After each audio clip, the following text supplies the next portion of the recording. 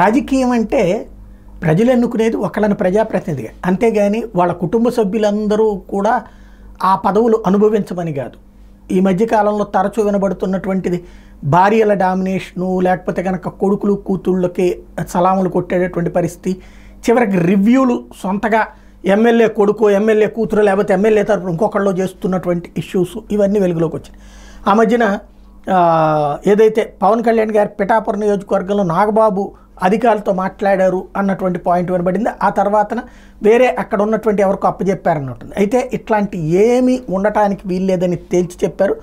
ఆయన నాగబాబు గారి దానికంటే కూడా మెయిన్ పాయింట్ ఇక్కడ బాగా వెలుగులోకి వచ్చింది. తిరుపతిలో ఎమ్మెల్యే సోదరుడు స్వయంగా అధికారులతో రివ్యూ చేయడం లాంటి ఇష్యూస్ వెలుగులోకి వచ్చిన నేపథ్యంలో పవన్ కళ్యాణ్ సీరియస్గా స్పందించారు. మీ కుటుంబ సభ్యులు ప్రభుత్వ అధికారిక కార్యక్రమాల్లో పాల్గొనకూడదు అన్నటువంటి విషయం తేల్చి చెప్పారు. అట్లాగే మనది కుటుంబ రాజకీయం కాదు అన్నటువంటి విషయాన్ని స్పష్టం చేశారు.